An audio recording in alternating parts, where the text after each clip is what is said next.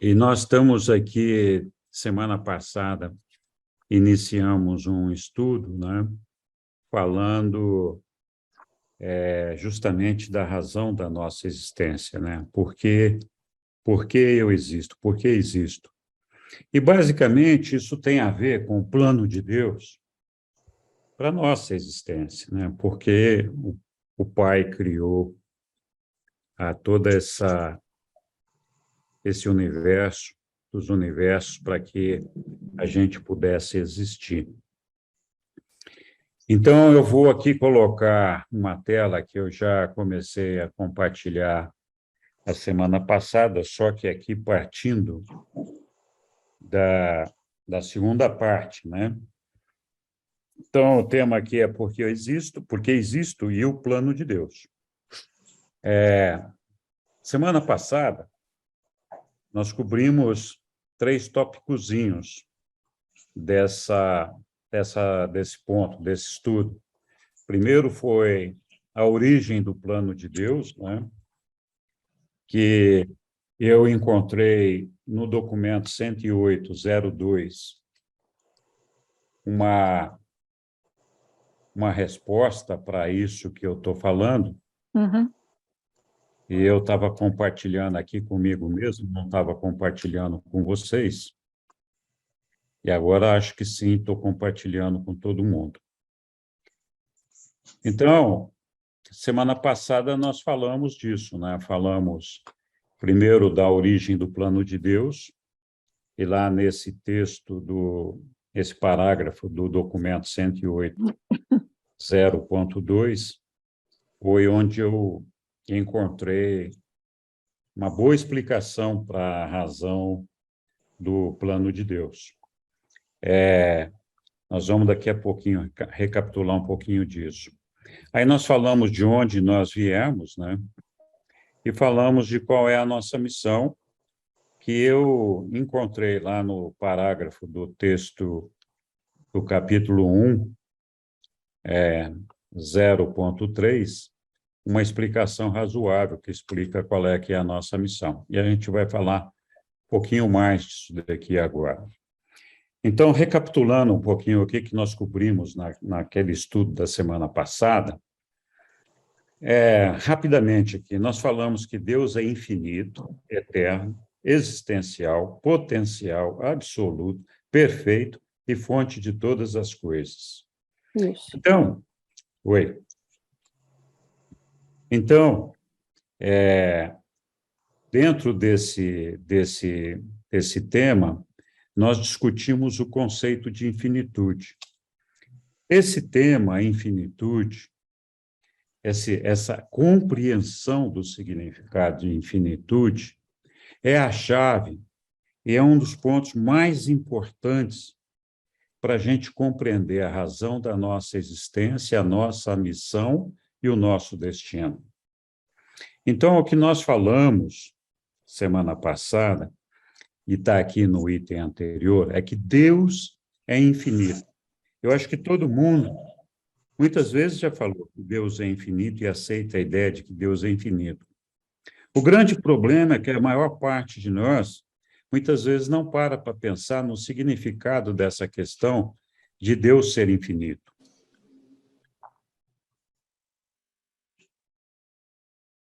Minutinho aqui, que a sua abriu uma tela aqui e complicou a nossa vida aqui. Pronto. Então, esse conceito de infinitude, porque infinitude é uma qualidade daquilo que é infinito. O conceito de infinitude é, basicamente, a ideia de que a infinitude incorpora, abrange a totalidade de tudo, de todas as coisas. Então, assim, não tem como existir alguma coisa que esteja fora da infinitude. Porque, se for assim, não seria infinitude, né? Então, esse aqui é o ponto-chave. Vou interromper o compartilhamento aqui um minutinho, porque parece que está chegando gente aí que nós ainda não recebemos aqui entre nós. Ok, acho que está tudo certo. Então, voltando aqui na ideia de infinitude, e vou compartilhar de novo, peço desculpas por isso.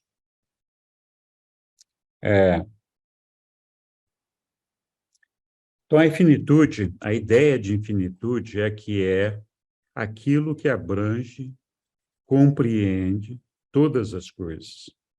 Não existe absolutamente nada que não esteja incluído na infinitude.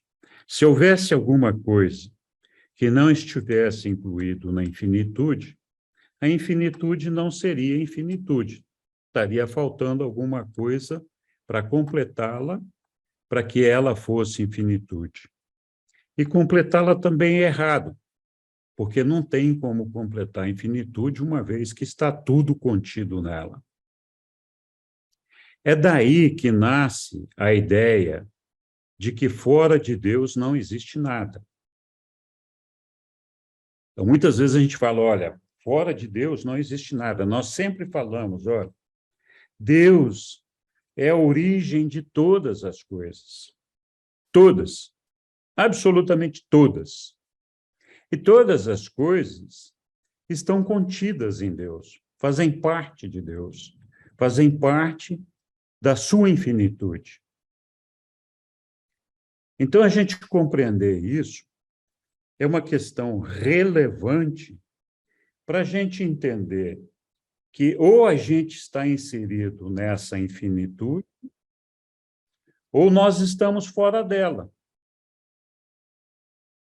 Se a gente está fora da infinitude, a gente não existe. Então, a semana passada, nós tivemos uma discussão sobre, então, se eu fizer uma opção por não entrar no reino de Deus, não aceitar Deus na minha vida, o que vai acontecer comigo? Se eu falar, eu não quero fazer parte desse plano. Aí que nós falamos, olha, se você tomar essa decisão, você vai deixar de existir.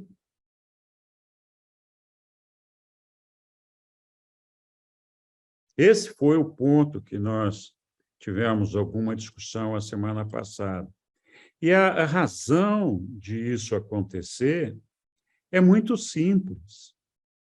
Se a gente não quer fazer parte dessa infinitude, não tem um outro lugar, um outro cantinho para a gente fazer parte dele. A infinitude, então, incorpora todas as coisas. Tudo, absolutamente tudo. Não existe possibilidade da gente ter alguma coisa que não faz parte da infinitude. Ok. Então, quando a gente decide que a gente não quer mais viver, não quer ser parte da vida eterna, não quer ser parte do reino de Deus, e não quer participar desse plano, o que vai acontecer é que a gente vai deixar de existir como se nós nunca tivéssemos existido. Então, antes da gente ter consciência dessa existência nossa, o que nós tínhamos consciência? De nada, né? A gente nem sabia que a gente podia vir a existir. Nós fomos criados por obra e graça e amor do nosso Pai.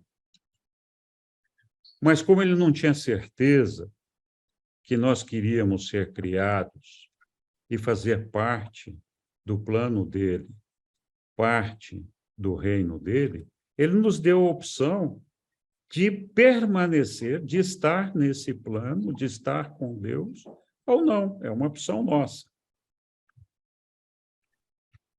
Então, esse entendimento é crucial para a gente entender que fora de Deus não existe nada. Não existe um sol fora do universo de Deus, fora da infinitude de Deus. Não existe um lugar que chove, cuja chuva não seja provocado por Deus. Não existe um planeta que não tenha sido criado e sustentado por Deus. Não existe um lugar que a gente possa estar que não foi criado por Deus.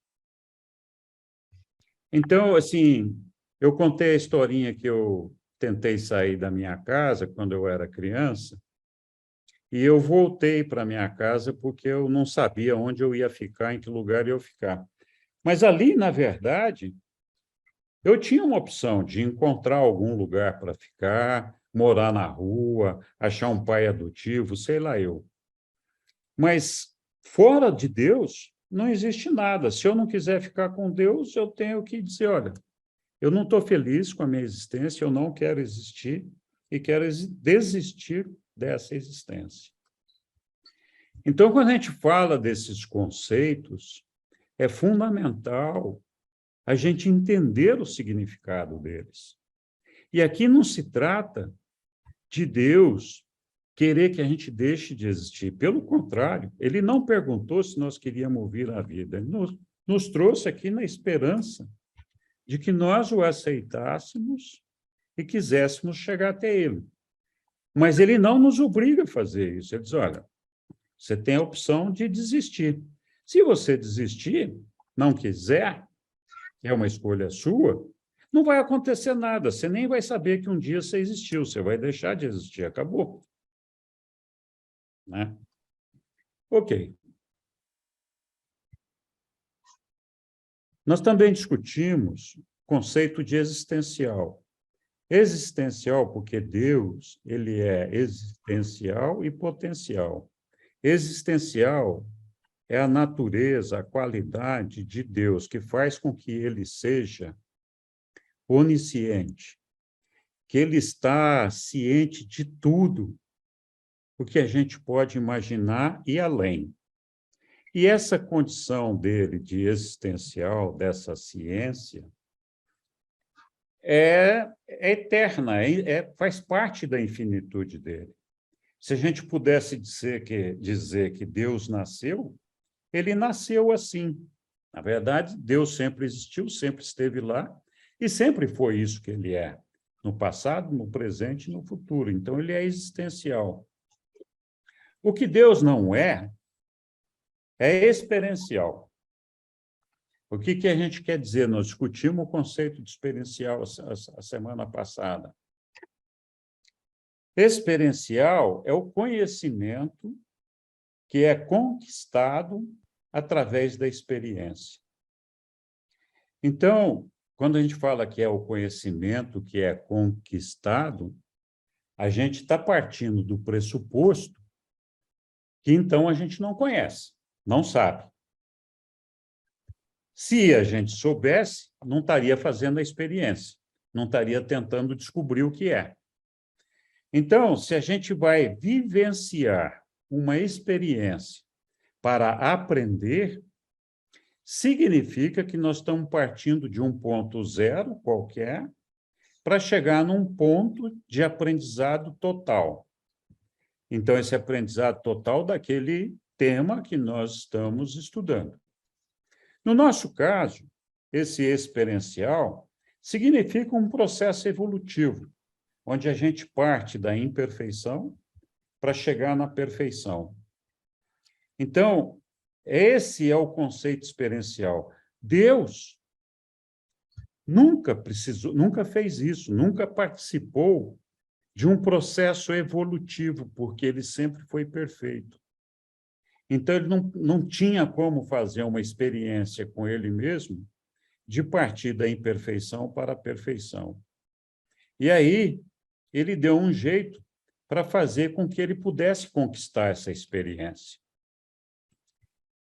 E essa ideia da experiência é justamente o que nós estamos fazendo aqui, de fazer esse processo evolutivo. Ele nos criou semelhantes a ele, mas imperfeitos. Semelhantes no que tange a ideia de perfeito. Não a ideia de criador e de fonte de todas as coisas. Então, nós não somos uma réplica de Deus. Nós somos uma pessoa, uma personalidade, como Deus é, dotado de mente, como Deus é, com espírito, dotado de espírito, como Deus é, e de uma energia física, dotados com uma energia física, como Deus é.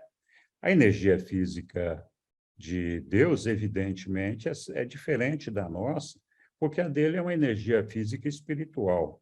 A nossa é uma energia física material. E aí eu queria fazer um parênteses aqui para voltar na questão da infinitude, porque, assim, a realidade de Deus, que nós vamos discutir daqui a pouquinho, que é uma realidade absoluta, é a realidade espiritual, a realidade do espírito. A energia física material não está presente nesse ambiente absoluto. Então, muitas vezes, os reveladores falam que essa energia física material que nós temos, ela não é real para o mundo espiritual, para o mundo absoluto. Ela é real enquanto finita aqui neste momento que nós estamos vivendo aqui. Então, nós, como seres materiais físicos, nós não seríamos reais na eternidade. É preciso que a gente faça uma mutação, faça uma transcendência desse corpo que a gente está vivendo aqui. Então, é mais uma razão para explicar que, se a gente não quer continuar, a gente já não é real no mundo espiritual. Ok, voltando aqui no conceito de experiência. Então, a experiência é o processo através do qual aquilo que é um processo através do qual aquilo que é imperfeito alcança a perfeição, é o perfeicionado. Então, perfeito é aquele que sempre foi perfeito, passado, presente e futuro, tem ciência total de tudo. Perfeicionado está conquistando a perfeição, que é o que nós estamos fazendo. Falei que nós somos feitos à semelhança de Deus, nós somos personalidade, mente, espírito e energia física. E aí também falei da ideia do absoluto e de finito. Lá, o absoluto, que é o tempo de Deus, que é o ambiente de Deus, não existe o tempo e não existe o espaço. Então, essa ideia de tempo e espaço ali é desnecessária, não tem razão, porque é uma coisa que sempre existiu, existe e vai existir para sempre.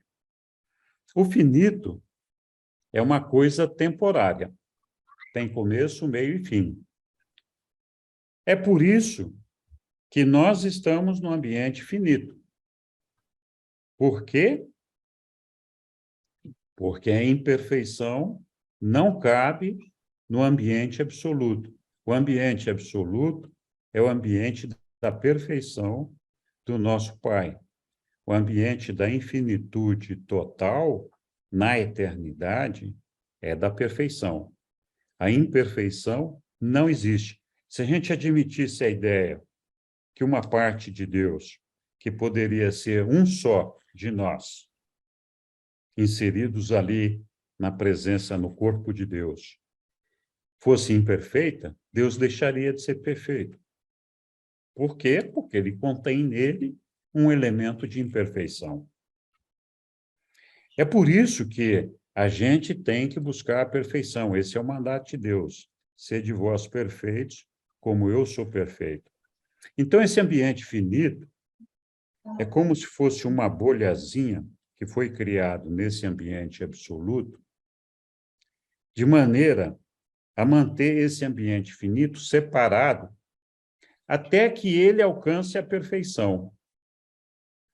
Então, ele tem um prazo de validade. Ele nasce ali imperfeito, vai evoluir, alcançar a perfeição. Quando alcançar a perfeição, ele vai ter que transcender o tempo para se juntar no absoluto, na infinitude eterna, na condição de uma coisa que foi perfeicionada. Então, esse finito, que é onde nós estamos, ele é uma coisa temporal, tem começo, meio e fim, e o começo dele foi a formação de todos nós, e o fim dele é quando todos nós e todo o universo finito alcançar a sua perfeição. Então, vai chegar um momento que nós vamos chegar naquilo que o livro chama de luz e vida, em todos os níveis, em todos os planetas habitados, em todos os universos locais, em todos os superuniversos.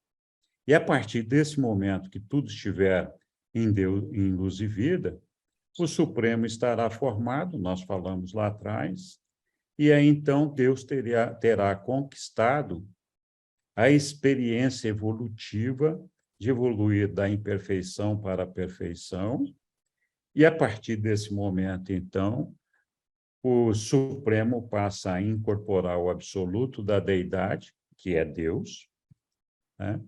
Preenchendo aquela potencialidade que Deus sempre teve dentro de si, dentro da infinitude. Então, finito vai deixar de existir em algum momento, como finito, né? Então, ele só existe para que a gente possa existir.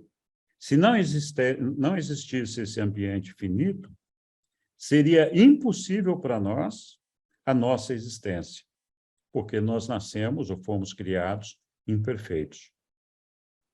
Ok. Nós também falamos rapidamente, semana passada, da nossa missão, que é justamente o mandado do nosso Pai. Ele diz: sede perfeitos, assim como eu sou perfeito. Esse é o mandado que Deus deu e foi por isso que ele nos criou. Então, o propósito da evolução cósmica, né, é conseguir a unidade da personalidade por meio da predominância crescente do espírito, que é a resposta da vontade ao ensinamento e ao guiamento do ajustador do pensamento. Então,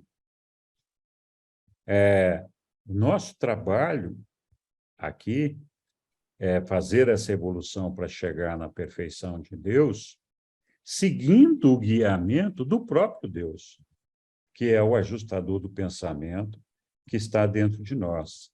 E ali ele está o tempo todo buscando nos guiar em direção a ele e nos conduzir por esse caminho de aperfeiçoamento até alcançarmos a perfeição.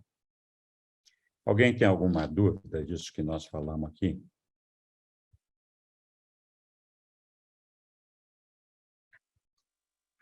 Beleza, Ângela, fala Henrique, lá. só uma perguntinha. O Deixa eu ler paraíso, primeiro. ele está no ambiente absoluto? Quem? O paraíso está no ambiente absoluto? Sim. Hum. O paraíso não faz parte do tempo e do espaço. Ele não é parte do tempo e do espaço. Hum. Ângela, você ia falar alguma coisa? Não, só ia falar aqui da semana passada, eu gostei muito, anotei tudo que você falou, para falar a verdade. Eu gostei muito do que você falou, que Deus não coloca nenhuma pegadinha para a gente cair. Exatamente, a gente vai falar um pouco mais disso aqui hoje. Oi, Aé. Boa noite a todos, bom vê-los. Muito provavelmente minha pergunta já pode ter sido feita semana passada, mas eu estou numa medicação, eu acabei dormindo, vou confessar aqui, tentando curar um resfriado muito forte. Então, me perdoe se perguntar o que já foi perguntado antes, mas a partir dessa revisão que Henrique fez como introdução, eu fiquei com uma dúvida relacionada aos ateus. O fato de uma pessoa não acreditar em Deus é diferente dela dizer eu não quero continuar a existir. Não são sinônimos. Uma pessoa que diz assim, eu sei da existência de Deus, mas eu não quero continuar a existir, no meu entendimento, é uma coisa. E a pessoa que simplesmente não acredita é outra. Essa é uma pergunta. A outra pergunta, você acabou de falar, é com relação ao ambiente finito, que é o ambiente do tempo e do espaço. Esse finito tem a ver com o tempo e com o espaço, Nós sabemos que os 7 universos estão ainda, por assim dizer, em construção, na medida que os planetas todos ainda não estão habitados. O livro de Urântia relata a existência de menos de 6 bilhões de planetas e menciona que, em algum momento, vão ser 7 bilhões. Então, o fato de ter 7 bilhões dá a ideia de expansão, de crescimento, de infinitude. Quando acontecer de existir 7 bilhões, ainda tem a variável de chegar em luz e vida. Não basta ter 7 bilhões de planetas, trilhões, na verdade, de planetas. Não basta ter 7 trilhões de planetas, eles têm que chegar em luz e vida. É fato que algum desses planetas, nesses muitos universos, eu estou colocando como uma afirmação, mas é, na verdade, uma pergunta. Apenas eu não sei administrar bem o tom da pergunta. Enfim, 7 trilhões de planetas, chegou ao fim, os 7 superuniversos, por assim dizer, chegou no seu ápice, mas efetivamente 7 bilhões de planetas não é sinônimo de 7 trilhões de planetas em luz e vida. Tá.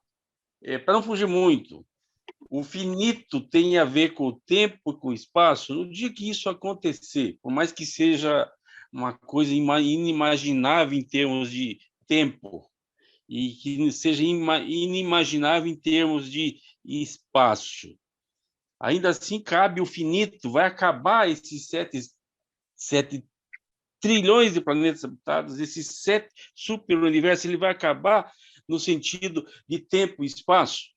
Grato pela oportunidade. Oi, Aélio.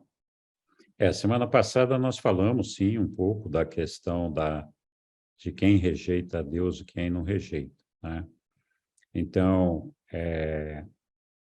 sim, Deus nos dá infinitas oportunidades para conhecê-lo, aceitá-lo e decidir se queremos ou não estar com ele na eternidade. Então, o ajustador do pensamento está lá na nossa mente, nos provocando o tempo todo. E acredite, ao longo da nossa existência, a gente vai ter inúmeras oportunidades de conhecer a Deus, inclusive todos os ateus. Pode ser que a gente não consiga chegar lá ainda nesta existência física, mas a gente pode ter uma extensão do nosso período de prova que continua ali nas morôncias, dependendo das circunstâncias. Então, eu acho que, assim, todas as pessoas têm a oportunidade, em algum momento na sua vida, de conhecer a Deus. E, até onde eu consigo imaginar, é muito difícil uma pessoa tomar conhecimento de Deus, experimentar a Deus no seu coração e não sentir a força do amor, do abraço, do conforto que ele nos traz. Então, eu acho que para uma pessoa que tem a oportunidade de conhecer a Deus, e todos aqueles que têm o seu ajustador do pensamento têm essa oportunidade, é muito difícil que uma pessoa não tenha sentido Deus em algum momento no seu coração. Mas essa pessoa pode não ter gostado, pode não ter reagido e ter desistido através das suas ações, através dos seus atos, através das suas maldades, enfim. Eu acho que é por aí o caminho. Então, todos nós, sim ou sim, teremos oportunidade de conhecer Deus. Os reveladores aqui nos ensinamentos, eles inclusive comentam, nos ensinam ali, que pode até acontecer de você ter conhecido a Deus, abraçado a ideia de alcançar Deus e, em algum momento, ter chutado o balde e saído fora. Eles, olha, enquanto você tiver a opção de escolha, se você quiser voltar, Deus vai te receber. Então, mesmo que você tenha conhecido a Deus e tenha desistido, por alguma razão, em algum momento, ele vai estar lá de braços abertos esperando você voltar. E você só vai perder a sua existência quando ele, Deus, tiver certeza de que você não quer nada com ele. É lógico que essa certeza é manifestada através dos seus atos, através das suas atitudes, através da sua ação. Todo mundo sabe o que é certo e errado. E todo mundo que, de alguma forma, conhece a Deus, sabe se deve ou não se envolver, se atrair por Deus, né? Então, eu imagino que todos nós vamos ter suficientes oportunidades de alcançar Deus. Uma coisa que é importante nesse processo, para a gente entender, é que Deus não tem uma fórmula mágica. Deus não tem um segredo, um botão que você aperta. Não existe um processo de psicologia, parapsicologia, filosofia, religião, seja lá o que for, ciência.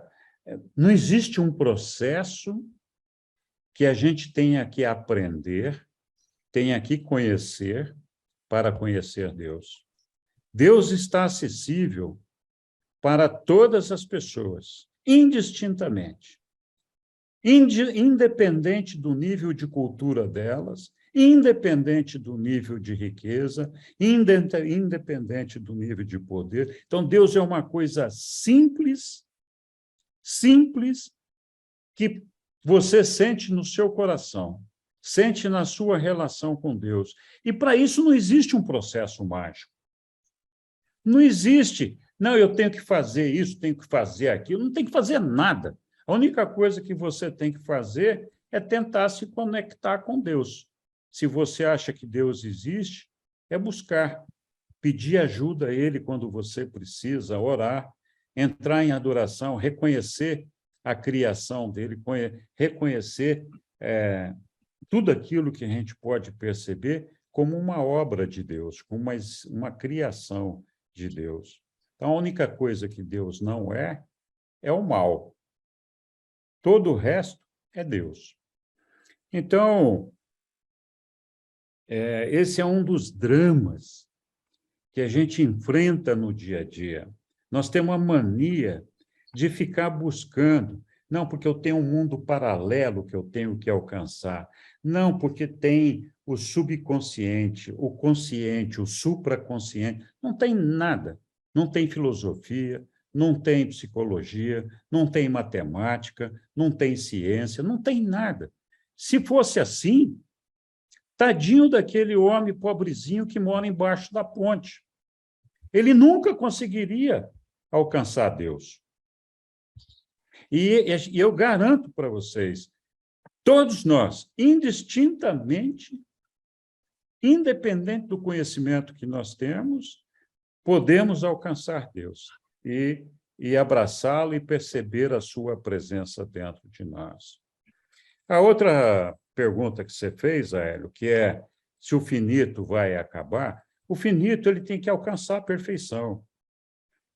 Então, esses 7 trilhões de mundos habitados, com todos os seus habitantes, vão ter que alcançar a luz e vida. E isso inclui os próprios planetas, que também têm que alcançar uma estabilidade, um equilíbrio e uma perfeição. E nós vamos chegar lá. Vai demorar, não sei quantos anos vai demorar para isso acontecer. Mas é demorado mesmo no nosso tempo, segundo a nossa visão. Na eternidade e na infinitude de Deus, isso é um piscar de olhos. A gente fala, por exemplo, o conselho constituído por Jesus para administrar os planetas rebelados, inclusive o nosso, que é os 20 mais 4, já estão lá faz 2000 e não sei quantos anos. Eles estão ali, sem fazer nada, assim, administrando um negócio. Sem fazer nada, eu quero dizer, sem sair daquele lugar, sem avançar para outras esferas do nosso caminho que nós temos que percorrer. A gente tem notícia de seres que ficam milhares de anos, como, por exemplo, os seres intermediários, que estão aqui no nosso planeta, alguns deles há mais de 500 mil anos. esperando a vez de crescer, de evoluir. Então, mas um dia, eles vão chegar lá. Todos nós vamos chegar. Não tenha dúvida disso. Isso vai acontecer. Pode acontecer de algum planeta. Não deu certo. Paciência. É parte do processo evolutivo. Aquele planeta simplesmente vai deixar de existir. Não vai alcançar luz e vida e paciência. É uma possibilidade. Os reveladores não fazem menção a nenhum exemplo desse tipo. Mas poderia acontecer. Assim como tem revelados, como é o caso de Lúcifer, poderia ter um exemplo de um planeta inteiro que não conseguiu aderir à experiência evolutiva e abraçar a causa de Deus. Isso poderia acontecer. Eu imagino. Né? Oi, Daniela.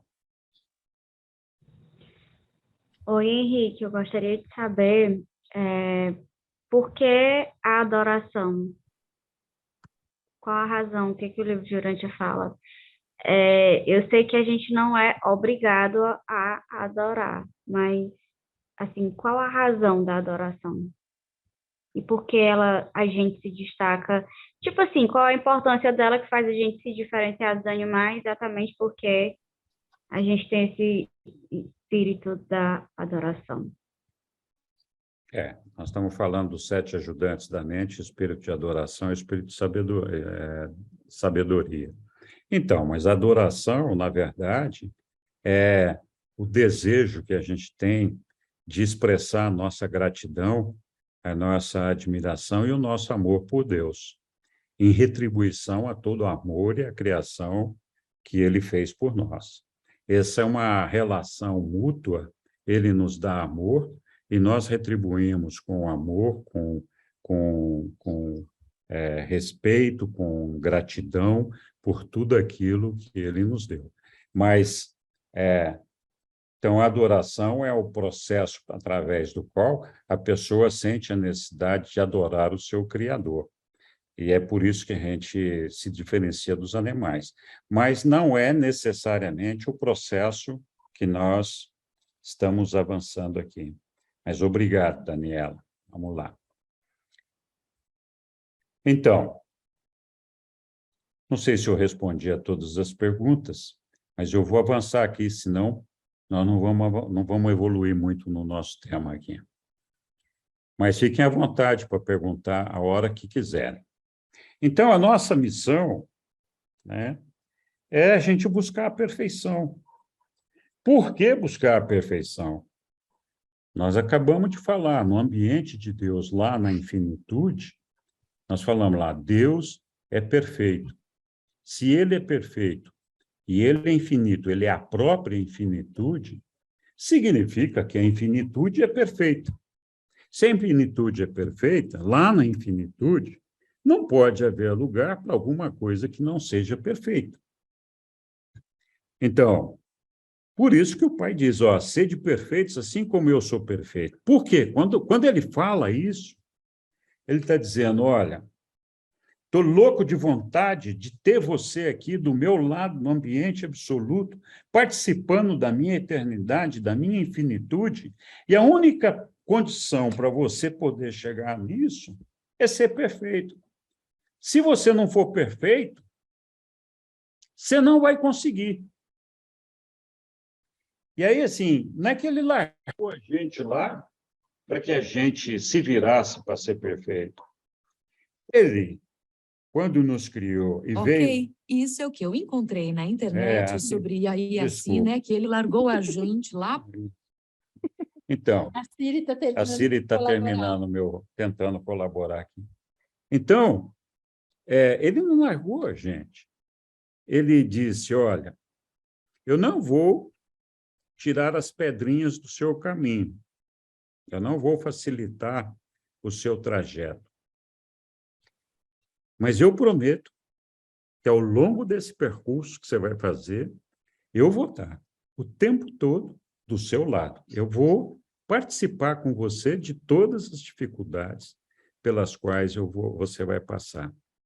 E foi aqui que eu falei a semana passada que a gente tem que prestar atenção, porque nesse processo evolutivo, a gente tem as consequências da imperfeição. Mas Deus não fica lá criando pegadinhas e colocando travas, espinhos e coisas no nosso caminho para nos derrubar, nem para nos provar. Essa é uma consequência natural do processo evolutivo, que nós vamos ver daqui a pouquinho, ali mais para frente. Então, o propósito da evolução cósmica é conseguir a unidade da personalidade.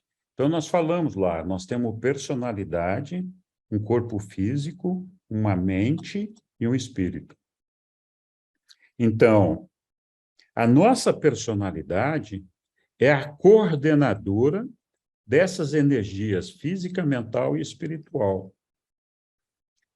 E a nossa personalidade é o protagonista dessa aventura que nós estamos vivendo. É ela que tem que chegar lá no Pai. Ela é uma dádiva do Pai, e aí vai fazer o caminho de volta, vivendo toda essa experiência até a gente chegar lá no Pai. E a missão da personalidade é justamente essa: unificar essas energias, a energia física, mental e espiritual. E eles estão dizendo aqui que essa unidade da personalidade a gente alcança por meio da predominância crescente do espírito, que é a resposta da vontade ao ensinamento e ao guiamento do ajustador do pensamento, nossa bússola, nosso guia, nosso GPS. Ele que está ali nos conduzindo o tempo todo. Então, à medida que a gente estreita, aceita esse guiamento do nosso ajustador do pensamento, nós facilmente vamos conseguir fazer essa unidade da personalidade. Nós falamos semana passada que a energia física é um dragão. Por quê? Ela é o nosso corpo físico e todas aquelas coisas físicas que nos cercam, que inclui todos os produtos desse ambiente físico material onde nós estamos inseridos. Então, a casa, o carro, o dinheiro, a mulher, o homem, o poder, todas essas coisas fazem parte do processo material que envolve essa energia física. Então, quando nós nos deixamos guiar pela matéria, pela energia física material, e ela assume a preponderância na condução da nossa vida, nós, ao mesmo tempo que fazemos isso, estamos afastando de nós o guiamento do espírito. Então, a matéria, o físico, deveria estar subordinado à mente. Nós deveríamos ser inteligentes o bastante para administrar essas coisas materiais, sempre guiados pelo espírito. Então, a pessoa pode ser muito inteligente, mas se ela não tiver o guiamento do espírito, ela até pode subordinar essas coisas materiais ao guiamento da mente, mas o que acontece quando a pessoa é muito inteligente? Inteligente a ponto de controlar os seus semelhantes, de subjugar os seus semelhantes, o ego dela se sobressai e a matéria ganha importância na vida dela, não diminui. Então, ela busca mais o poder, busca subjugar os seus semelhantes para conquistar esse poder. Mas a visão de longo prazo de uma pessoa assim, e tem muitas no mundo, a gente tem, história está repleta de líderes assim. Então, quando uma pessoa age dessa forma, a visão de longo prazo dela é que termina ali com a morte material, ela deixa de existir ali. Ela acha que a obra dela vai ficar para a eternidade, né? Então, é assim, o segredo é a nossa personalidade administra a nossa energia física, mental e espiritual, de forma tal que a energia física esteja subordinada à mente e esta mente esteja coordenada pelo espírito para produzir os frutos do espírito. Quando a gente faz isso, a gente tem uma visão cósmica. A gente tem uma ampliação da nossa capacidade espiritual. A gente passa a produzir os frutos do Espírito. E a gente compreende que a gente é um cidadão do cosmos, e não um cidadão de Curitiba, de São Paulo, ou não sei de onde. Então, a gente tem uma visão diferente, que é a visão do reino de Deus. Tá? Então, esse é o propósito. Quando a gente alcança essa unidade da personalidade, a gente, então, alcança a perfeição. Isso é que significa ser perfeito, alcançar essa unidade. E aí percebe que, para alcançar essa unidade, você vai se deixar guiar pela predominância do Espírito, é natural que você vai ser uma pessoa de bem, uma pessoa que ama a humanidade, uma pessoa que ama tudo que te cerca, porque você tem a percepção clara de Deus dentro de você, e aí produzindo os frutos do Espírito, que é serviço e mais serviço a todos os nossos irmãos. Ok. Então, acabamos aqui essa revisão, que foi quase que uma recapitulação completa da aula anterior, né, do estudo anterior. E como é que a gente alcança todo esse negócio? Como é que nós cumprimos essa missão de ser perfeitos, como o nosso Pai é perfeito? Como que a gente faz essa unificação da nossa personalidade? Então, os reveladores nos contam que a dedicação afetuosa da vontade humana de fazer a vontade do Pai, qual é a vontade do Pai? Que nós sejamos perfeitos como Ele é a dádiva mais bem escolhida que o homem pode oferecer a Deus. Então, uma consagração assim constitui a única dádiva possível de valor verdadeiro do homem ao Pai do paraíso. Então, isso aqui é importante, porque a gente tem que perceber que não tem nada, absolutamente nada, que a gente possa dar para Deus, a não ser cumprir esse desejo do Pai de que a gente seja perfeito como Ele é. Então, Ele não vai se surpreender com nada que a gente fizer, nada, não tem nada que a gente possa fazer que Ele vai dizer, uou, o Henricão me surpreendeu, hein? Isso sim é que é. Não vai acontecer. Eu posso fazer o que eu quiser, todo malabarismo, toda a mágica, todo exercício que eu fizer, meu pai vai falar, puta, continua bebezinho, né? Botando o dedinho na tomada, engatinhando, não vai fazer. Então, é isso. Então, a melhor coisa que nós podemos fazer na nossa existência é fazer a vontade do Pai, ser perfeito como Ele é. Em Deus, o homem vive, move-se e tem o seu ser. Não há nada que o homem possa dar a Deus, a não ser a escolha de ater-se à vontade do Pai. O homem é espiritualmente residido por um ajustador do pensamento, que é o próprio Deus.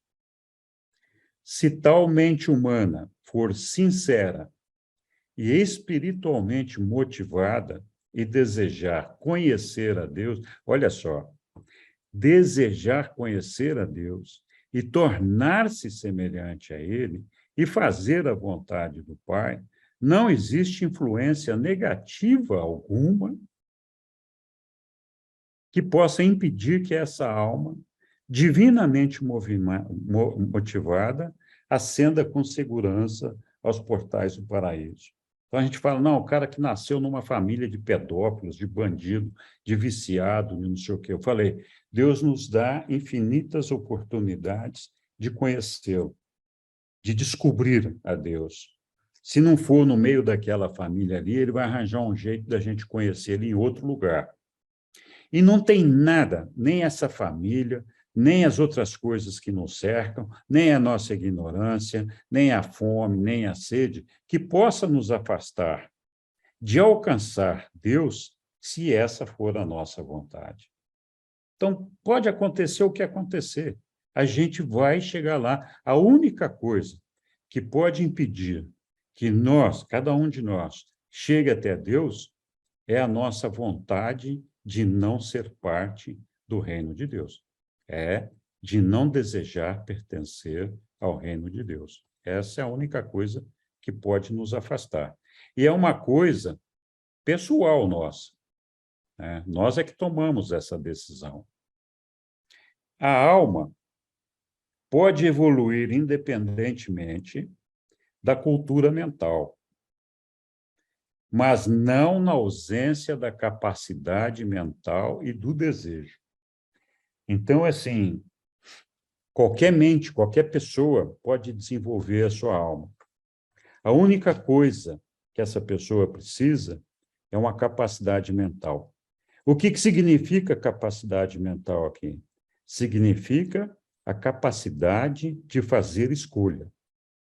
É ter o discernimento de dizer, eu quero ou não quero. Então, a escolha da sobrevivência e a decisão de alcançar uma perfeição sempre crescente é essa capacidade mental e o desejo de fazer a vontade do Pai no céu. Então, isso é tudo que nós precisamos. Uma coisa importante. O pai não aflige os seus filhos propositalmente, né? Muita gente, às vezes... Aliás, nós começamos a discutir esse assunto aqui 2 semanas atrás, justamente por conta do sofrimento terreno que muitos povos, muita gente está sempre passando. E foi isso que motivou essa discussão. O pai não aflige aos seus filhos propositalmente.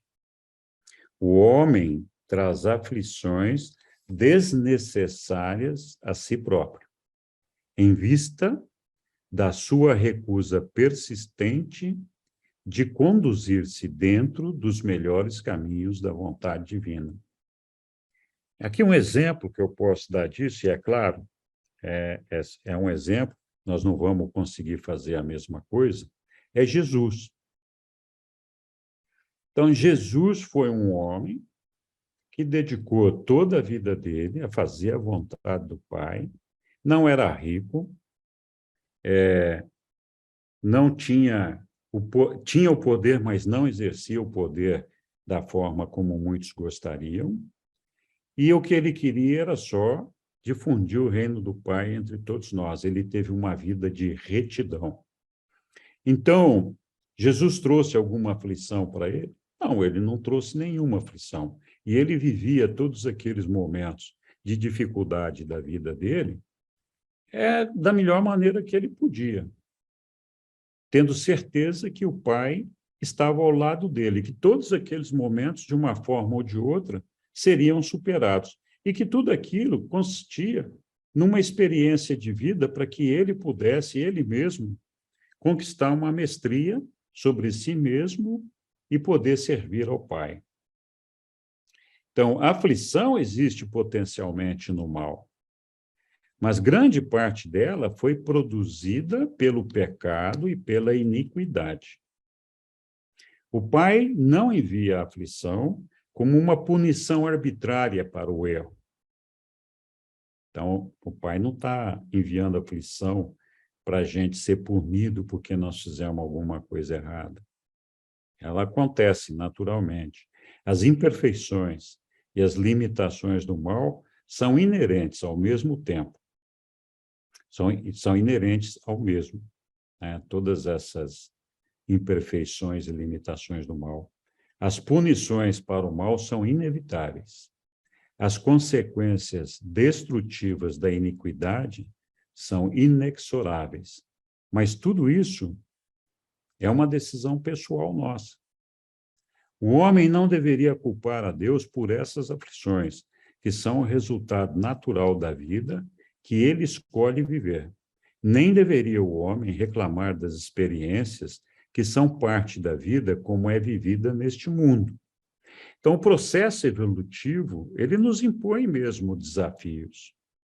Então, por exemplo, as catástrofes naturais, terremotos, maremotos, tsunamis, vulcões, dilúvios, todo esse negócio, acontece e são coisas naturais. Algumas dessas coisas podem até ser provocadas pelo homem.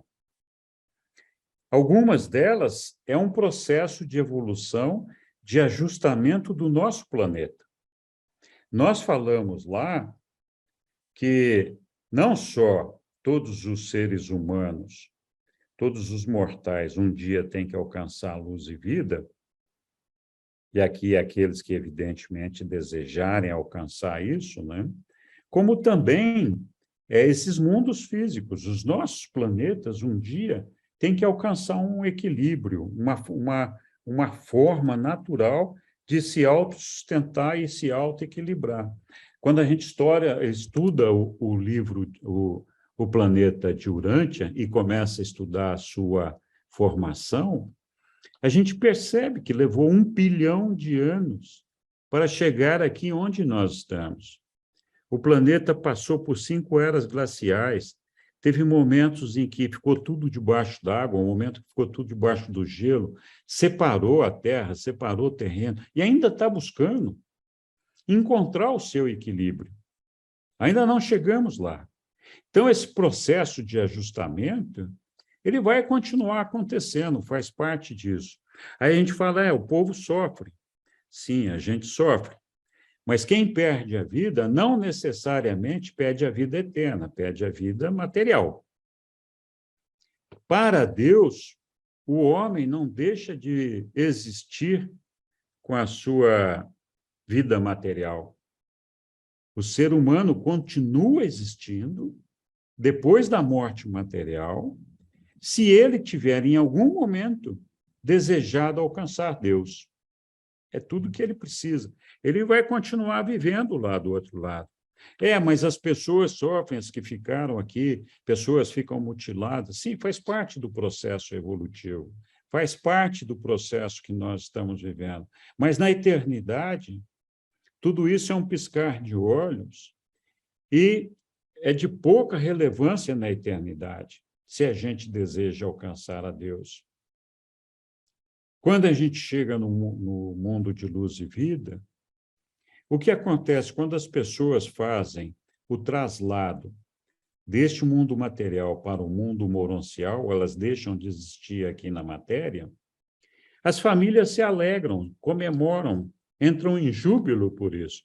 Olha, que legal, meu pai, minha mãe, meu irmão, não sei quem, alcançou a felicidade de alcançar a luz e vida e está sendo trasladado para o mundo moroncial. É que nós temos um conhecimento muito pobre do que acontece com a gente depois da morte. Quando a gente sabe o que acontece, a gente sabe que a vida não deixou de existir, ela continua lá. Então, esse processo que nós estamos vivendo é justamente um processo que demanda de nós um ajustamento a esse meio ambiente, a essa diversidade, a esses desafios, de forma que a gente possa, com isso, conquistar a perfeição das nossas decisões e alcançar, então, o equilíbrio da nossa personalidade pela unidade das nossas energias, de forma a ser perfeito como o Pai é, e chegar até lá. Então, fazer a vontade de Deus é nada mais, nada menos do que uma demonstração da vontade da criatura de compartilhar a sua vida interior com Deus. Não é complicado isso, né? Não é difícil, mas para nós muitas vezes é um negócio impossível. E é com o mesmo Deus que tornou possível para essa criatura uma vida de valor com significado interior. Jesus uma vez disse aos seus apóstolos: se quiserdes compartilhar a alegria do Mestre, deveis compartilhar o seu amor. Então, é compartilhar o amor de Deus com os nossos semelhantes, com todos aqueles que nos cercam. Compartilhar o amor de Jesus por todos nós. E compartilhar o seu amor significa que compartilhaste o seu serviço. Essa experiência de amor não vos liberta das dificuldades deste mundo. não cria um mundo novo, mas muito certamente faz do velho um novo mundo. Então, dentro dos ensinamentos do livro Durante, a gente aprende que a felicidade que pode ser alcançada pelo homem é a felicidade de estar com Deus, de estar abraçado a Deus, de compartilhar com Deus e com nossos irmãos o reino de Deus. A gente não vai encontrar felicidade nas coisas materiais, a gente até pode ficar feliz por algum momento. Mas essa felicidade de perceber Deus, de participar do reino de Deus, ela é eterna, ela não muda. E a gente vai estar sempre feliz se a gente conseguir alcançar esse compartilhamento. Então, essa é a maneira, compartilhar. A vida de Jesus é o exemplo perfeito de como a gente pode cumprir a vontade do Pai na Terra. Nós não precisamos ser Jesus, nós não precisamos ser capazes de fazer milagres, mas nós precisamos conhecer o nosso Pai, amar o nosso Pai, ter pelo nosso Pai a mesma admiração e o mesmo respeito que Jesus tinha. E a única maneira da gente fazer isso é por uma conexão interna nossa mesmo com o nosso Pai, de buscar o nosso Pai no nosso interior, de perceber a presença dele dentro de nós.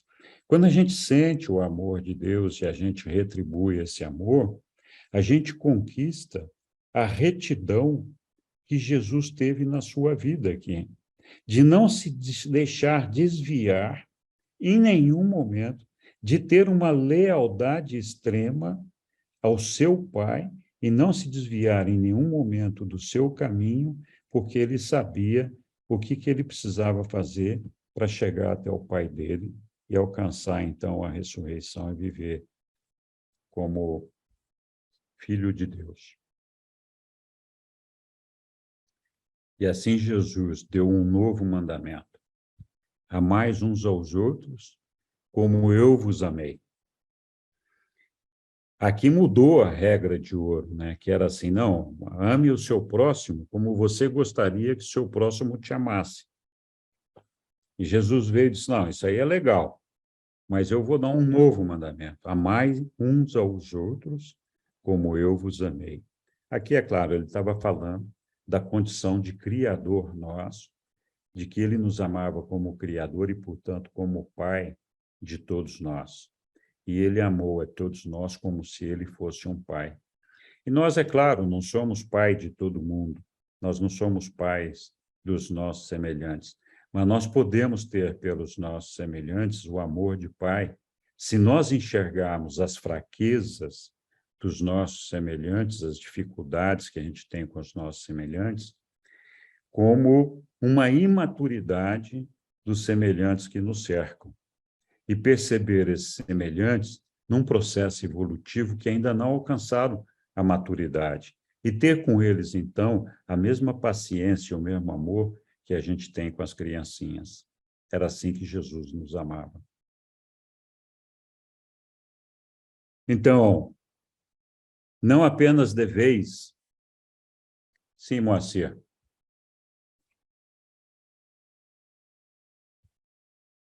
Você está fechado o microfone, moça. Eu sempre faço isso. Viu, Henrique? Desculpe, eu me precipitei, eu acho.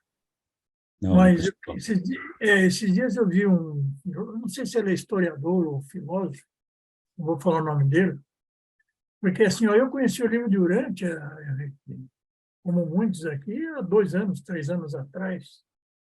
Então, quando você fala em Morôncia e tal, toda a história do livro, história não, tudo que o livro narra, é uma coisa. Você tem um a fazer, vamos dizer assim, para situar no que esse filósofo falou. Ele não conhece o livro de Urântia e ele foi criado e estudou, inclusive, a filosofia, se muitos estudaram, a coisa mais monótona que tem dentro das religiões é ir para o céu. Eu jamais vou querer ir para o céu, ficar cantando com os anjinhos lá e rezando o dia inteiro. Essa é a mentalidade, desculpe, Henrique, mas até um filósofo, quem estudou a história, quem viu a história, realmente ele passa a ser um cara ateu, que ele não quer nem saber disso. Agora, o parâmetro, o livro de Orente dá um outro parâmetro, que não é exatamente esse, né? Entendeu? Exatamente. Então, para quem começou a estudar agora o livro de Urântia, ele vai ficar extasiado. Pô, mas espera aí, a vida continua, e a vida... Aí toda a história que nós temos discutido dentro do livro, né? Então, talvez eu tenha me precipitado em ter feito essa observação, né? Não, Mas não é não. muito importante até isso. Seria isso, obrigado. Olha, quando eu era mais jovem, um pouco menos jovem do que eu sou agora, eu me perguntei muitas vezes, né, como é que ia ser minha vida lá no céu. E eu tinha justamente essa visão, né, de um jardim bonito, com um laguinho, cheio de anjinho tocando harpa, um senhor de cabelo e barba branca sentado num trono dourado, e todo mundo ali cantando melodias. Eu falei, puxa vida, mas eu vou ter que passar a eternidade fazendo isso, né? Vai ser um negócio complicado, né? Então, sim, a nossa eternidade não é isso, e a gente vai falar disso daqui a pouquinho. Muito obrigado, Moacir, muito bem levantado. Ok, prosseguimos aqui, então.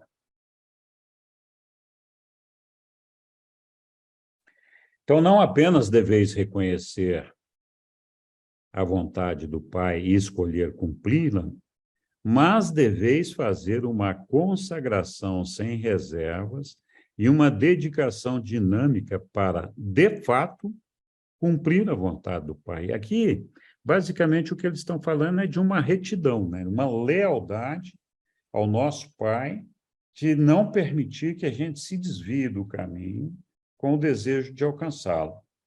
Então, é lógico, isso daqui, quando você chega nesse nível aqui, você já está perto do nível da perfeição como ser humano. Então, é lógico, todos nós, pelo simples desejo de alcançar o nosso Pai, de ser perfeitos como Ele é, nós já encontramos o nosso Pai e, com certeza, nós vamos ter muitas oportunidades de chegar nesse nível que eles estão colocando aqui, né? Seja no mundo físico, material, ou lá no mundo monancial. Então, basicamente, é não a minha vontade, mas a tua vontade seja feita. A paz nesta vida, a sobrevivência na morte, a perfeição na próxima vida, o serviço na eternidade, tudo isso é realizado em espírito desde agora, se a gente quiser. Quando a personalidade da criatura consente, escolhe se sujeitar à sua vontade de criatura à vontade do Pai. Então, quando a gente chega nesse nível, estamos caminhando em direção a Ele direto e reto. A mente supremamente feliz e unificada, de um modo eficiente, é aquela dedicada integralmente a fazer a vontade do Pai nos céus. Os conflitos não resolvidos destroem a unidade e podem culminar na ruptura da mente. Então, você não pode servir a dois senhores. Tem que decidir o que você vai fazer, né?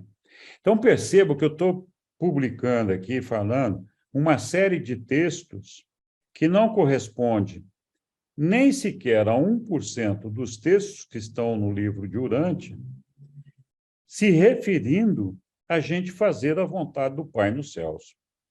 O livro, praticamente em todas as suas páginas, tem alguma coisa dizendo, você tem que fazer a vontade do Pai. Então, esse é o segredo do negócio.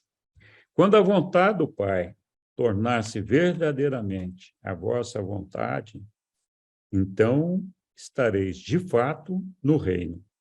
Porque o reino ter-se-á tornado assim uma experiência estabelecida dentro de vós. É natural, né? Então, quando a gente realmente estiver cumprindo a vontade do Pai no céu, nós vamos estar já percebendo o reino de Deus através da nossa fé. Aqui eles fazem uma advertência para a gente ter sempre em mente que lealdade ao Pai não é o sacrifício que Jesus pede, lealdade ao amor aos nossos irmãos. A consciência do sacrifício implica a ausência daquele afeto de todo o coração. Então, se você acha que você está se sacrificando, você não vai conseguir amar ninguém, porque você fala, putz, eu estou me sacrificando aqui por essa pessoa, né? Que tipo de amor você vai sentir por aquela pessoa? Então, essa lealdade e esse amor não é sacrifício. É uma coisa que a gente faz naturalmente, espontaneamente. É fidelidade, né? Não é? Fidelidade. Exatamente. Que haveria feito desse serviço de amor uma alegria suprema. Então, a gente tem que ficar feliz quando tem a oportunidade de prestar serviço, de amar as pessoas, de amar a Deus, de sentir Deus dentro de nós. Não, pois eu, para amar a Deus e sentir Deus em mim, eu tive que abrir mão do meu carro. Sim, mas você ganhou a vida eterna, né? Você tem uma escolha, você pode ficar com a vida eterna ou com o carro. Alô? Ok. A ideia do dever significa que tendes a mente voltada para o servir. E que, pois, falta a emoção poderosa de fazer o vosso serviço como um amigo e para um amigo. O impulso da amizade transcende todas as convicções do dever. E o serviço de um amigo para um amigo nunca pode ser chamado de sacrifício. O Mestre ensinou aos apóstolos que eles são filhos de Deus. Ele chamou-os de irmãos. E agora, antes que ele parta, chama-os de seus amigos. Isso foi lá falando de Jesus, né? Opa, cliquei o botão errado aqui. Ok. Então, ainda, falando da sobrevivência da personalidade, que é uma coisa que muitas pessoas se perguntam, né? Então, o Pai Universal é o segredo, tanto da realidade da personalidade, quanto da outorga e destino da personalidade. Então, a nossa personalidade, nós já tínhamos falado a semana passada, não veio com o nosso corpo material que os nossos pais terrenos nos brindaram, né? Personalidade, o Pai nos deu a personalidade. Ele, então, é a origem, a fonte, a realidade e o destino dessa personalidade. Aqui um ponto importante, né? Urântia é o vosso ponto de partida. Então, em vários textos do livro, os reveladores dizem, olha, a sua vida começou com esta vida que você está vivendo. Vocês não tiveram vidas passadas. Esse aqui é o início da tua vida. Então, esse é o que os reveladores nos contam. E esse é um dos textos que geralmente traz, não só esse, mas vários outros que falam a respeito disso, traz alguma confusão para aqueles que levam bastante a sério, e não tem por que não levar, a questão da reencarnação. Mas os reveladores nos dizem aqui, nós começamos aqui, nessa vida que nós estamos vivendo agora. E aqui, vós e o vosso ajustador divino estáis juntos em união temporal. Então, nosso ajustador, que é o nosso Pai, vem habitar a nossa mente e ele está conosco aqui tentando nos conduzir até o nosso Pai e nos guiar pelo caminho certo. Mas isso é por um tempo. Se a gente fizer a escolha de alcançar o nosso Pai, e essa escolha for definitiva e irreversível, nós vamos nos unir vamos nos fusionar para sempre com esse ajustador. Então, nós vamos nos fusionar com Deus, com uma fração do Pai. Vós recebeste a dádiva de um guia perfeito. Se percorrerdes a corrida do tempo com sinceridade e ganhardes a meta final da fé, a recompensa das idades será vossa. Estareis eternamente unidos ao vosso ajustador residente. E olha só, e então começará a vossa vida real. Por quê? Porque a partir daí nós somos espírito, não somos mais um corpo material, uma energia física material. A partir do momento que a gente faz a fusão com o nosso ajustador, a gente ganha uma condição de espírito. E como espírito, nós passamos a ser, então, seres reais, e não seres potenciais, como nós estamos vivenciando agora, onde essa existência espiritual depende da nossa vontade. Então, a partir do momento que a gente faz a fusão com o ajustador do pensamento, começa a nossa vida real. Logo começará a vossa elevada e progressiva missão como finalitores na eternidade que se descortina diante de vós. Então, em algum momento, depois dessa fusão, nós vamos alcançar, então, a missão de ser finalitores. Finalitor é todo aquele mortal, não só os mortais, mas todo aquele mortal como nós, que se fusionou ao ajustador do pensamento, seguiu na sua carreira progressiva espiritual, até alcançar Deus no paraíso, o Pai, e aí, então, integrar o corpo de finalidade, que é como que fosse um exército de seres como nós, que chegaram naquilo lá e vão, a partir daí, a chegada no céu, né, no paraíso, começar uma vida nova, de outras responsabilidades. Então, não tem aquele jardinzinho lá, aquelas arpinhas, etc. Nós vamos falar um pouquinho mais disso. Oi, Isabela.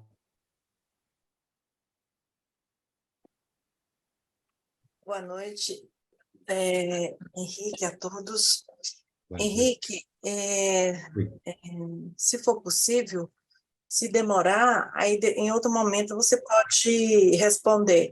Mas, assim, eu estou com uma dúvida em relação ao que é cultura mental, quando que ocorre a ruptura da mente, como é que é essa ruptura, e Urântia, sendo o nosso ponto de partida, aqui é a nossa origem, nós começamos aqui, então, a personalidade não tem memória. Embora ela estivesse no todo, ela não traz em si nenhuma memória do todo. E o finalitor, eu entendi que ele só é finalitor quando ele chega ao paraíso. Se ele parar no universo local, ou se ele parar na constelação, sei lá onde ele parar, ele não vai ser um finalitor. É isso. Então, a primeira, você falou da ruptura mental, acho que né? Então, a ruptura mental, na verdade, é quando a personalidade perde o controle de si mesma. Então, assim, chega um ponto que... Porque a mente é uma arena onde processa os acontecimentos da vida, e a personalidade, através desses acontecimentos, decide o que vai fazer. E essa decisão, essa escolha, ela é exercida através da mente. Então, quando a personalidade não consegue unificar essas energias, ela perdeu completamente a sua razão de ser. Então, quem passa a dominar o conjunto, por exemplo, é uma energia física. Então, já a personalidade não tem razão de ser, nem a mente, nem o espírito. Então, existe uma ruptura aí, um desequilíbrio que destrói a harmonia da personalidade, a capacidade dela de se recompor. Então, Desculpe, então o ajustador, ele se retira? Não. O ajustador, ele fica ali, na nossa mente, sempre lutando, e raramente ele desiste. Ele só desiste quando ele percebe que aquela pessoa definitivamente rejeita a Deus. É uma pessoa iníqua, extremamente má, incapaz de fazer o bem, incapaz de reconhecer o amor, incapaz de reconhecer a Deus, porque abraçou o mal, o pecado e a iniquidade de tal forma que é uma perda de tempo para o ajustador continuar insistindo ali. Então, aí sim, o ajustador se retira e é decretada a morte espiritual daquela pessoa, embora ela continue vivendo até o seu corpo perecer. Mas ela já não tem mais a possibilidade de chegar à ressurreição, por exemplo. Não é capaz de construir a sua alma. Eu não me lembro as outras perguntas que você fez. Urântia, a gente não... A personalidade, ela não tem memória, tem o ajustador. Veja assim, o nosso corpo é um produto, é um filho dos nossos pais ancestrais, biologicamente. Uhum. A nossa personalidade é uma dádiva do nosso Pai Celestial. Então, o Pai vem e nos dá essa personalidade.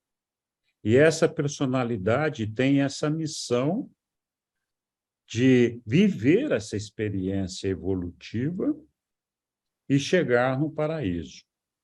A personalidade, existe uma discussão se a personalidade pode falhar. Isso não está claramente explicado pelos reveladores. Então, assim, a gente parte do pressuposto que uma coisa que vem do Pai é perfeita e é imortal. Então, a gente tem certeza absoluta que a personalidade é imortal, ela não morre. Mas ela pode falhar, no meu entendimento, na sua tarefa de unificar as energias, por diferentes razões, que a gente não vai discutir todas aqui agora. Então, quando isso acontece, é que a pessoa, o ser como indivíduo, vai deixar de existir. Então, porque fez a escolha de não continuar aquela carreira. Quando acontece isso, toda a experiência daquele indivíduo é transferida para o Supremo e a personalidade também volta para o Pai via Supremo. Ela é absorvida pelo Supremo.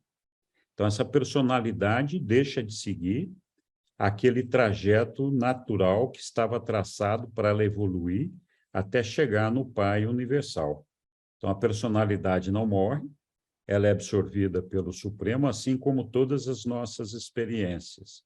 E tudo aquilo que é de valor espiritual é também acumulado por esse ajustador do pensamento que conosco viveu. Para quem nós frustramos a expectativa de que ele viesse um dia se fusionar conosco. A missão do ajustador do pensamento é nos guiar até o Pai. Mas o que ele busca em nós, o que ele quer para ele em nós, além de cumprir essa missão, é alcançar a fusão com a nossa personalidade, com a nossa alma. É conquistar uma personalidade, porque esse ajustador do pensamento, ele não tem personalidade, ele é pré-pessoal. Então, ele só pode adquirir a personalidade se o Pai der uma personalidade para ele, ou se ele alcançar a fusão com o mortal que ele está habitando. Quando isso não acontece, em algum momento ele vai, então, participar dessa aventura com um outro mortal. e com outro, e com outro, e com outro, até que um dia ele vai achar um que vai, então, se fusionar com ele. Mas todas as experiências espirituais que esse ajustador viveu nas mentes de cada ser mortal que ele habitou, vão se acumular dentro dele, vão se acumular com ele. E todas essas experiências serão compartilhadas conosco quando nós alcançarmos a fusão com ele, de alguma forma. Então, Henrique, pelo que eu entendi, o Urântia não deixa claro que a personalidade tem memória. Eu infiro que sim, porque como ela veio do todo e ela é o próprio Pai, ela tem todo o conhecimento do universo, mas ela não deixa claro isso, né? Ela não tem ciência. Não, ela não tem ciência, ela não tem essa memória que você está falando. Essa memória, esse processo evolutivo vai ser conquistado ao longo dessa jornada. Certo. E finalitou só aquele humano que chega ao paraíso. Se ele parar pela metade, ele não é finalitor. Bom, tem outros seres que chegam no paraíso e podem ser finalitores. No caso, o mortal que não vai até o paraíso não vai ser finalitor. É o caso, por exemplo, dos mortais que se fusionam ao espírito ou ao filho. Certo. E a cultura da mente, ela é coletiva e individual? E o que é a cultura da mente? A cultura da mente, na verdade, é uma cultura adquirida, é aquela que você vai desenvolvendo ao longo do seu processo evolutivo.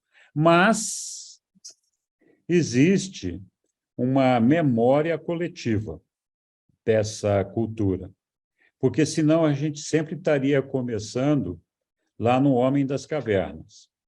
Então, a gente tem uma memória coletiva que, de alguma forma, a gente absorve com a nossa mente no nosso nascimento, a partir do momento em que a gente nasce. Isso aí passa a fazer parte, vamos dizer, daquilo que nós já progredimos até aqui. Memória genética. Memória genética. Obrigada, amado. De nada. Oi, Moacir. De novo, é que a Ângela, né? Não, quem estava falando agora? A Isabela? Isabela.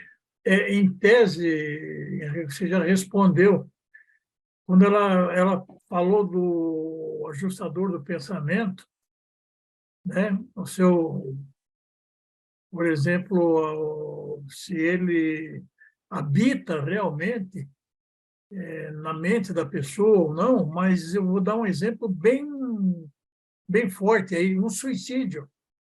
Mas, em tese, você já respondeu. E quando a Isabela começou a falar, eu lembrei disso. E tem esse porém, né?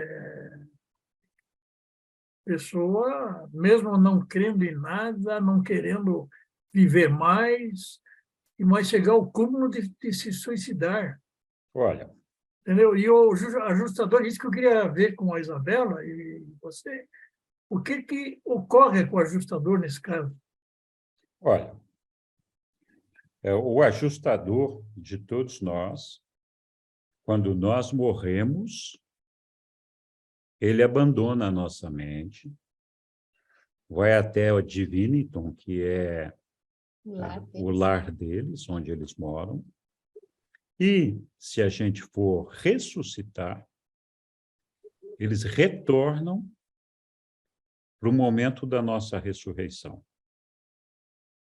Quer dizer, aquele ajustador que estava conosco, quando a gente morre, ele vai embora para Diviniton, até o momento de chegada da nossa ressurreição, tem diferentes períodos para isso, e, se for acontecer a nossa ressurreição, ele volta a habitar a nossa mente.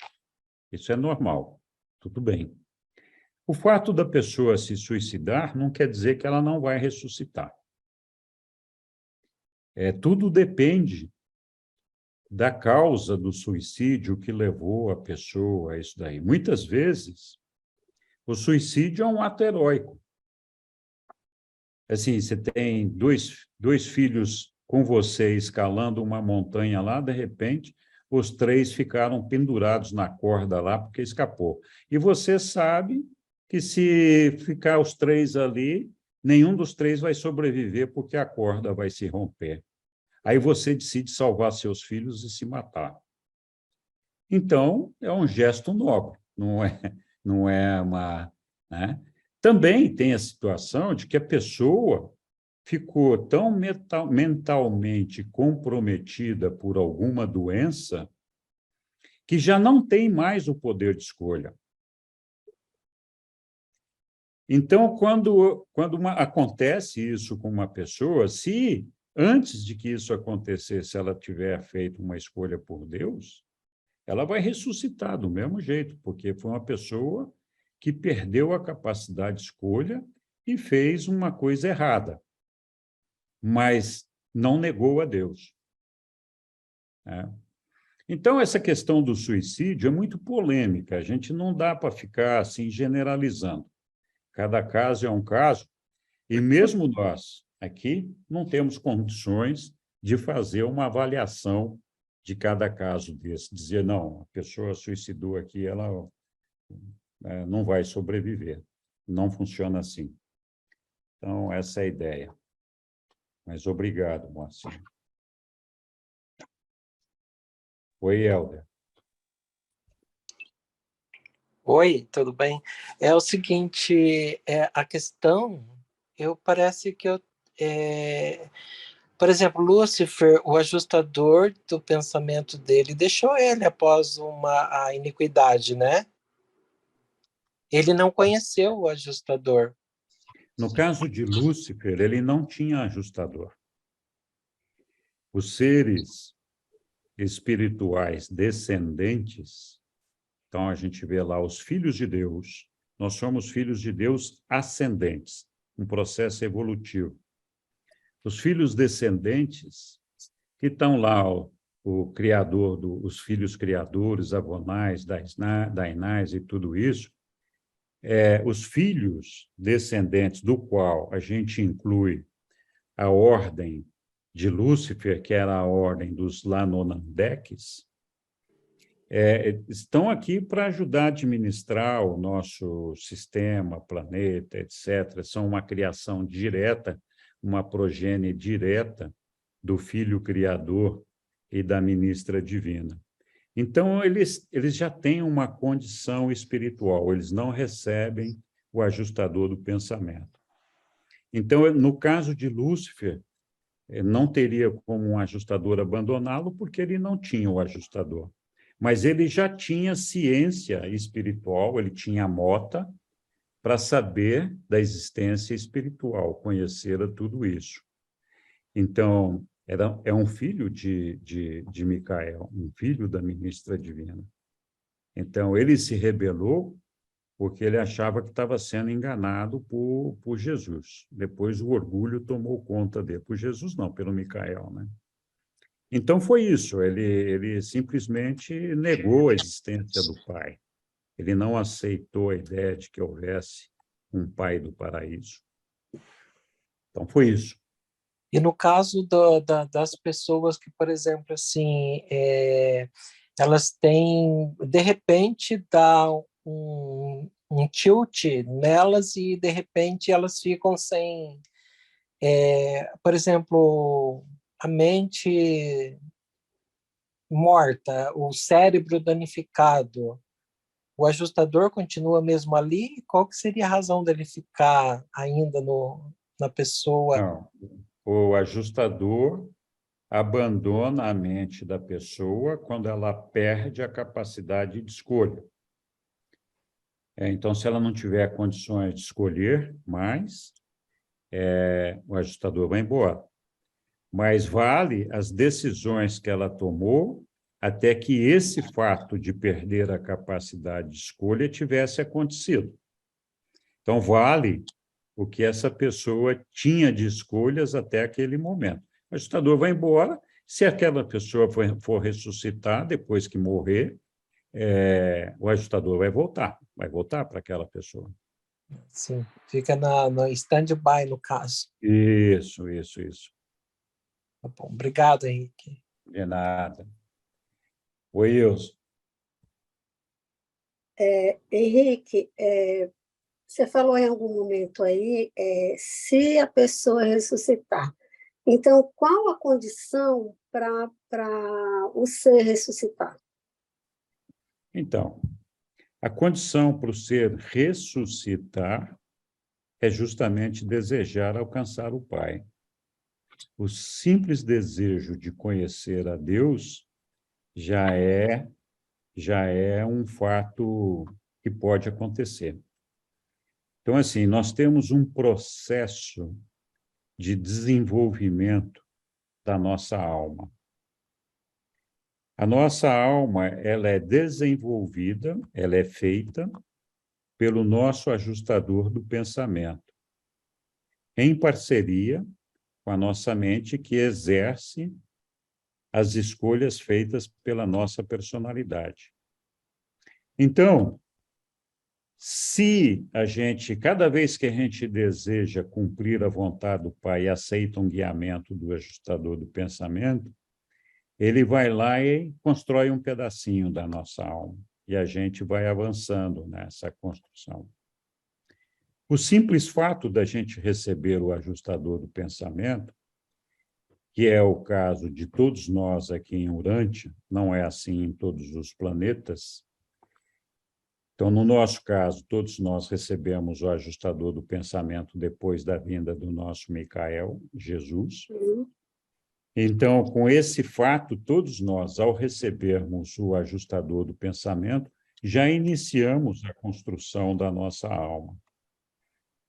Então, iniciada essa construção da nossa alma, nós já somos candidatos possíveis à ressurreição.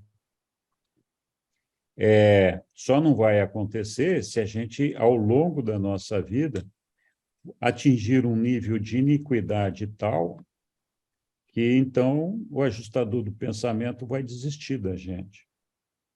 Agora, depende do nosso processo evolutivo, a gente vai ressuscitar por oportunidade de uma dispensação planetária, onde todos aqueles que caíram numa vala comum serão julgados por oportunidade da dispensação planetária, que pode demorar milhares de anos, nós não sabemos, não tem um prazo certo, ou pode ressuscitar dali a 1000 anos, ou pode ressuscitar no terceiro dia, se tiver alcançado o terceiro círculo psíquico, já se desenvolveu bastante, terceiro, segundo ou primeiro. Então, assim, a diferença é no tempo da ressurreição. E, claro, quanto mais desenvolvido tiver a sua alma, mais provável vai ser a sua ressurreição. Né? Ok. Outra coisa, Henrique, você falou aí também, quando a pessoa não tem poder, quando perde a mente, quando não tem o poder da escolha. Mas a criança que nasce com uma paralisia cerebral, ela não tem poder de escolha, ela não tem. Então, esse ser que já nasce assim, né? Ele vai passar a vida inteira assim. Esse ser classificado como, se é que eu posso fazer essa pergunta, classificado, né? Se ele não tem o poder da escolha, como é que ele vai ficar no reino de Deus? Então, a questão é como a gente sabe se tem poder de escolha ou não, né? Só Deus sabe isso. Né? Então, se for alguém que não tem cérebro, por exemplo, fica complicado, nem vive muito tempo. Né? Isso. Então, a gente, é lógico, tem que ter um mínimo de capacidade de escolha para ser habitado por um ajustador do pensamento. Então, se não tiver esse mínimo de capacidade de escolha, realmente não vai receber o ajustador do pensamento. Então, infelizmente, é um ser que não tem condição de ser desenvolvido, de se desenvolver espiritualmente. Então, não tem essa possibilidade. Okay. Então, é preciso que nós tenhamos uma ação inteligente, uma ação que dê um mínimo de capacidade de escolha. Isso não significa que a pessoa vai ser um finalitor. Ela pode receber um ajustador e, por alguma limitação mental, não ter capacidade, não ter condições de ser um finalitor, de se fusionar ao ajustador do pensamento. Mas aí vai se fusionar ao espírito infinito, ao espírito criativo, ou ao filho. Entendi. Então, aí vai cumprir diferentes papéis, diferentes missões, e tudo bem. Mas existe Entendi. essa possibilidade. Obrigada. De nada. Henrique, dentro dessa grande diversidade do nosso planeta, existe muito descarte. Não que tudo se transforma, né? Mas descarte, evidentemente, que existe na natureza. Então, até no próprio ser humano, em caso de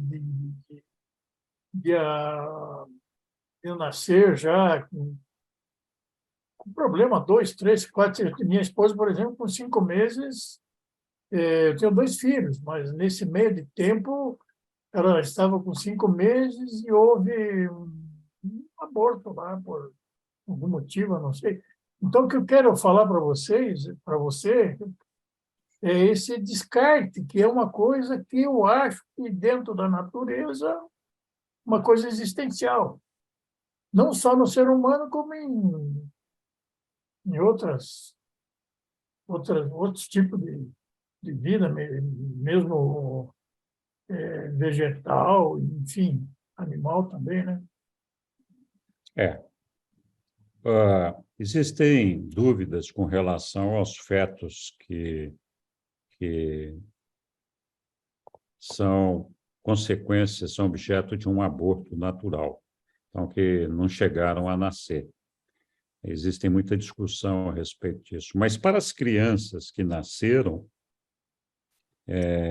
o livro fala claramente que todos aqueles vão ter uma extensão da vida deles no mundo moroncial e vão receber um ajustador e ter a oportunidade, a partir do mundo moroncial, de escolher se querem ou não abraçar esse destino do pai.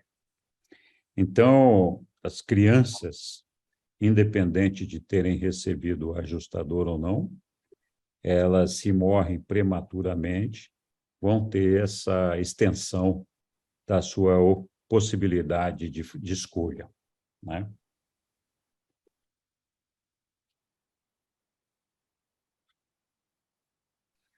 Ok. Avançamos? Já está quase no final aqui. Deixa eu só ver onde eu parei aqui para ver se semana que vem precisamos continuar nesse assunto ou não, né?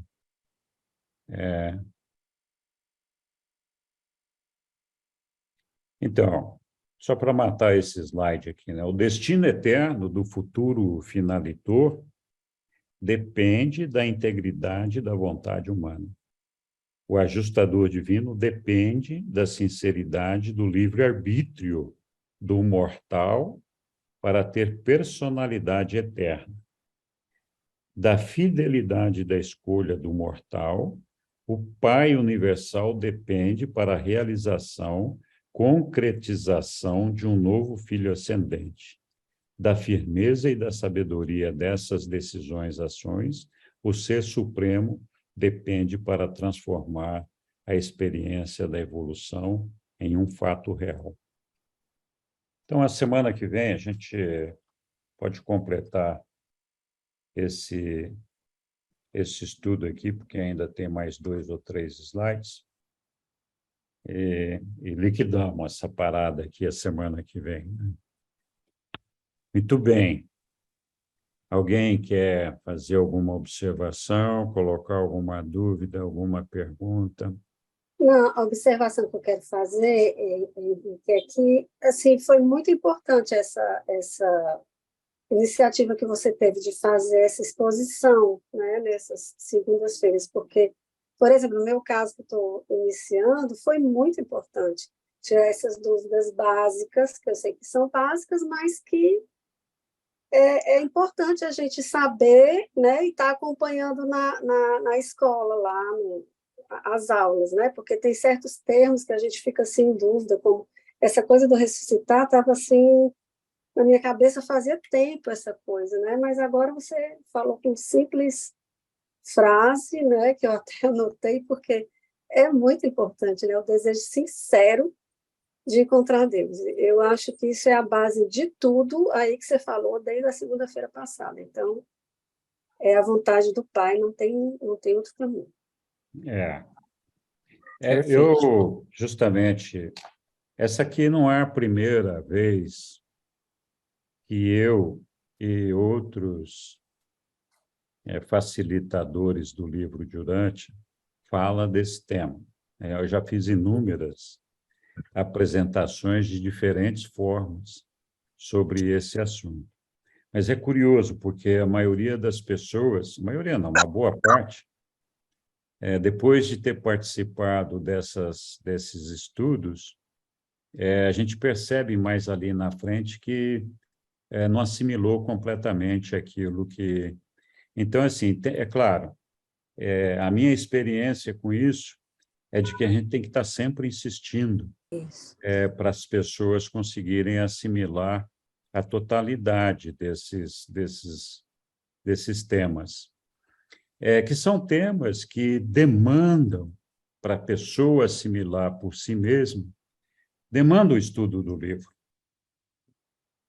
A gente pode participar de milhares de reuniões, né? A gente pode participar de milhares de conferências, a gente não vai conseguir ter uma visão dos ensinamentos do livro de Urântia dessa maneira que nós estamos fazendo aqui, se a gente não ler o livro. Isso. Então, o que você vai pensando são alguns detalhezinhos, né? E vai formando uma coxa de retalhos, sempre complicado pelas dúvidas que vão surgindo em cada momento. Então, acho muito importante, porque a essência do livro de Urântia é justamente nos explicar de onde nós viemos, o que nós estamos fazendo aqui e para onde nós vamos. Isso.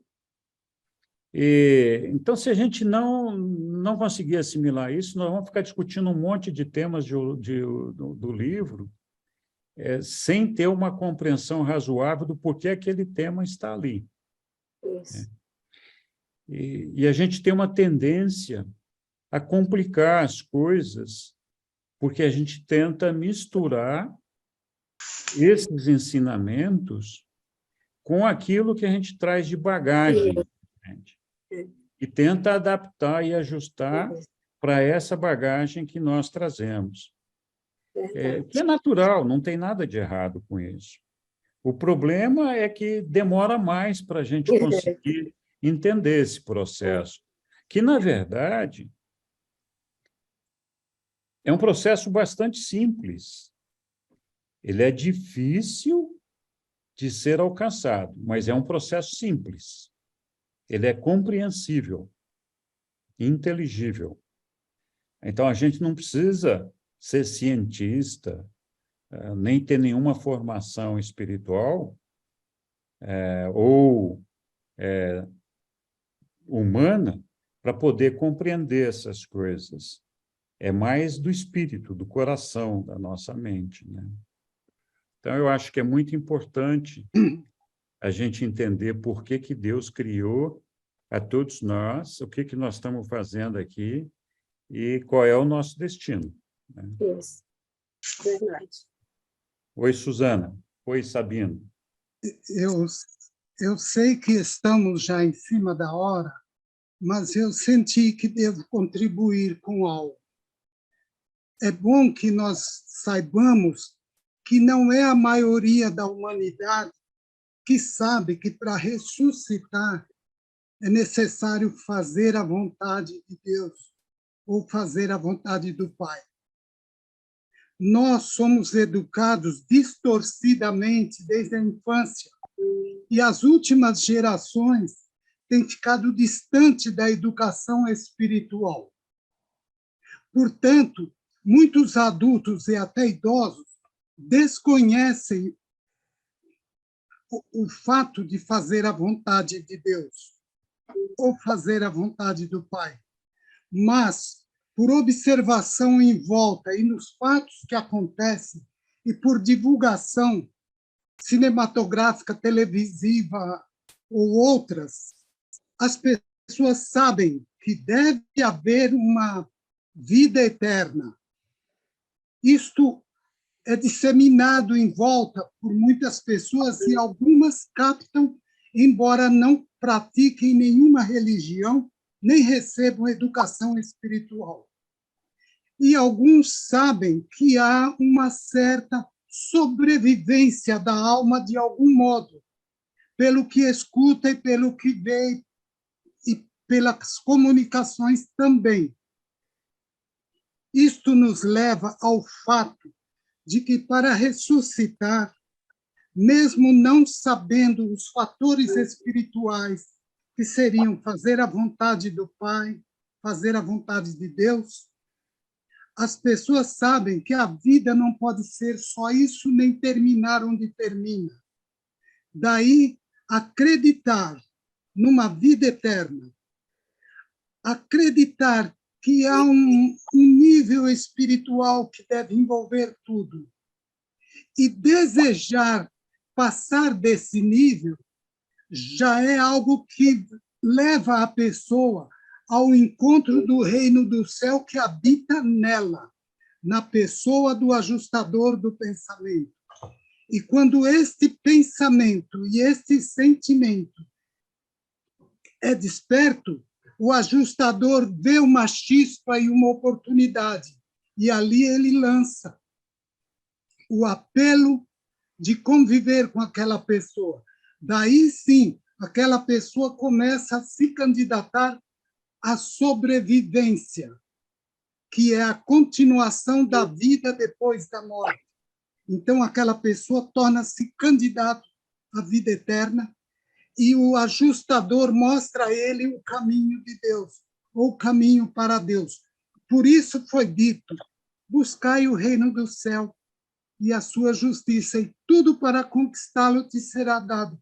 Quer dizer, no momento que a pessoa pensa, existe uma vida depois da morte, o ajustador toca ela. Existe uma vida eterna, ela tem este toque. Então, pensar nisso, sentir isso e querer isso, leva depois a querer conhecer Deus, saber de Deus e ser como Ele.